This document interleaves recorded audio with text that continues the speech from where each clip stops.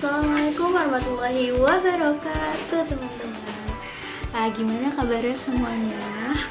Baik ya, insya Allah. Semoga masih stay at home and don't forget to keep healthy with consumption healthy food and don't forget to pray.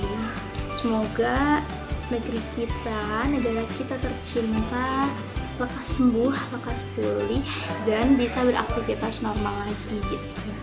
Nah, di sini teman-teman, aku mau bahas sedikit tentang coronavirus. Kamu udah tahu belum apa itu coronavirus? Nah, jadi yang belum tahu, coronavirus itu adalah suatu virus corona yang dia itu salah satu jenis SARS-CoV-2. Apa sih SARS-CoV-2? Dia itu adalah suatu penyakit di saluran pernafasan kita, gitu loh. Jadi dia itu menyerang di sistem pernafasan dan sebagian kecil di sistem pencernaan kita. Terus dia masuk melalui tiga hal. Ada dari hidung, dari mulut, dan dari mata. Jadi buat teman-teman itu diharapkan buat hati-hati kalau misalnya mau memegang bagian-bagian tersebut gitu. Bisa kalau dari mana-mana cuci tangan, terus bisa juga dengan melakukan hal-hal yang menjaga kebersihan gitu. Nah, jadi aku mau jelasin lagi, coronavirus ini bisa menyebabkan suatu penyakit yang disebut COVID-19 atau Coronavirus Disease 2019. Kenapa sih disebutnya COVID-19? Karena penyakit ini, Coronavirus Disease, itu ditemukan pertama kali itu pada akhir tahun 2019 oleh ilmuwan di kota Wuhan, Cina. Jadi asalnya itu dari kota Wuhan di daerah Cina gitu, di negara Cina. Nah, coronavirus disease ini mulai menyerang ke seluruh dunia dan menyebabkan pandemi global. Apa sih artinya pandemi global?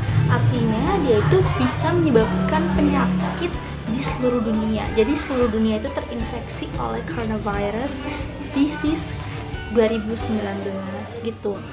Nah, kan kita udah pada tahu kan coronavirus itu apa dan COVID-19 itu apa. Jadi keduanya termasuk hal yang berbeda ya. Kalau coronavirus itu virusnya, dia itu kumannya gitu. Sedangkan COVID-19 itu adalah penyakitnya atau disease-nya gitu. Nah, semua orang itu rentan terkena coronavirus kalau dia itu tidak menjaga kebersihannya dan bisa berdampak fatal atau menyebabkan hal-hal yang tidak diinginkan pada orang-orang yang imunitasnya rendah, seperti orang tua yang punya penyakit bawaan. Penyakit bawaannya apa sih? Ada diabetes, ada hipertensi, terus orang-orang yang mengalami penurunan sistem imun seperti orang HIV/AIDS, itu kan imunnya rendah ya. Terus orang-orang yang punya cancer dan lain-lain. Jadi karena dia punya penyakit itu sebelumnya, terus ditambah lagi dengan virus ini yang bisa melemahkan sistem imunnya, jadi sistem imunnya itu semakin drop gitu, dan menyebabkan hal-hal yang tidak diinginkan seperti kambuhan dari penyakitnya, terus bisa menyebabkan kematian. Dengan case fatality rate-nya itu kalau di Indonesia itu 8% ya teman-teman. Case fatality rate itu adalah tingkat kematiannya.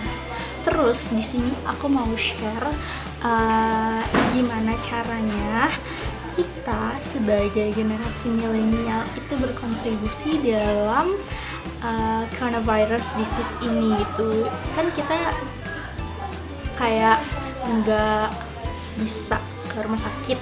Terus aku juga di sini kan notabene aku di rumah aja kan, karena aku nggak bisa ngebantuin secara langsung gitu. Tapi aku bisa loh. Tapi kita semua bisa memanfaatkan sosial media yang kita punya untuk menyebarkan positive vibes. Dan kita bisa tergabung dalam suatu aksi sosial yang disebut relawan COVID-19. Nah, di sini udah mulai bermunculan ya open recruitment dari relawan-relawan. Itu bisa diikuti sama teman-teman semua.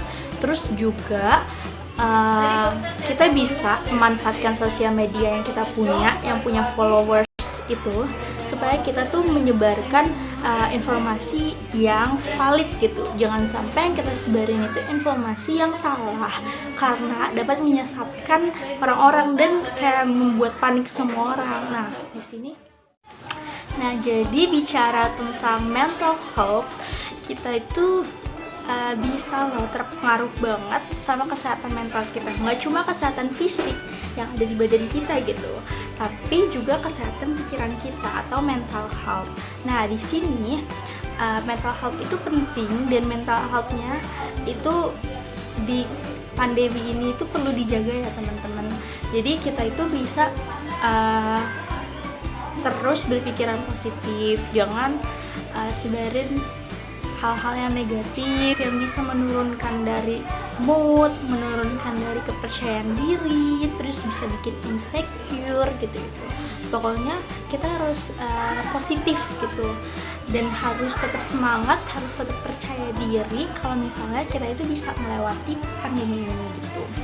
Dan kita itu jangan sampai buat orang-orang di sekitar kita yang sudah berstatus dalam tanda petik seperti PDP atau pasien dalam pengawasan, terus seperti ODP, orang dalam pemantauan, kayak gitu-gitu, itu harus dikasih semangat ya.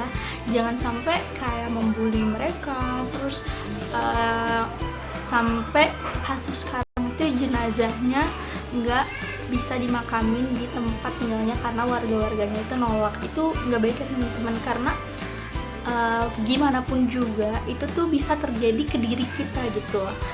Posisi dia bisa terjadi di diri kita suatu saat nanti. Gimana kalau misalnya jenazah kita, bahkan yang udah meninggal pun, itu ditolak, dan padahal sudah melalui berbagai prosedur gitu, karena ada prosedur untuk jenazah yang infeksius, termasuk yang pasien COVID-19 ini, yang dia positif atau sedang dalam lab, sedang dalam pemeriksaan laboratorium gitu, belum ada hasil positif atau hasil negatif. Jadi ada yang namanya suatu prosedur untuk jenazah dari yang pasien positif ini, dan kayak prosedurnya itu berbagai macam ya, kayak misalnya dikasih disinfektan, terus dilapisi oleh plastik berkali-kali kayak gitu. Nanti dijelasin sama dokter forensiknya sih yang lebih paham, cuma udah aman gitu. Dan yang nguburin juga pakai APD lengkap kan, kayak hazmat, terus pakai handscoon, terus pakai masker dan lain-lain, itu insya Allah udah aman. Jadi buat teman-teman jangan sampai nyebarin negatif vibes lagi, karena kita harus stay positif. Nah, paling aku mau share itu aja sih. Jadi teman-teman di sini nggak istilahnya udah ada pengetahuan lah apa yang sedang terjadi di dunia saat ini gitu. Jangan sampai kita tutup mata, kita tutup telinga, terus kita nggak tahu apa-apa tentang ini.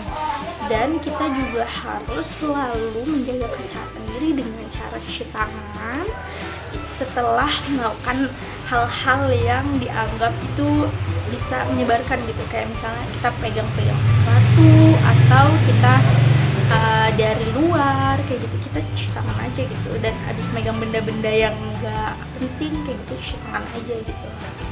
Dan cuci tangan itu pakai air mengalir dan sabun. Kalau misalnya kondisinya terpaksa, baru boleh pakai hand sanitizer, karena yang paling efektif itu WHO merekomendasikan untuk cuci tangan 6 langkah dan pakai sabun teman-teman. Karena sabun itu tuh bisa mengunci, sebagai surfaktan, dia mengunci dari kuman-kuman dan debu-debu. Dan kalau misalnya pakai air mengalir tuh, setelah dikunci dia bakalan jatuh semua gitu. Jadi manfaat sabun itu penting ya, baik dia antibakterial ataupun sabun biasa, karena keduanya sama-sama bisa sebagai surfaktan atau mengunci dari kuman atau debu dan meluluhkannya dengan air mengalir. Sedangkan hand sanitizer itu dia dari bahan kimia yang bisa tetap tertinggal gitu loh. Jadi lebih baiknya pakai air mengalir dan sabun gitu.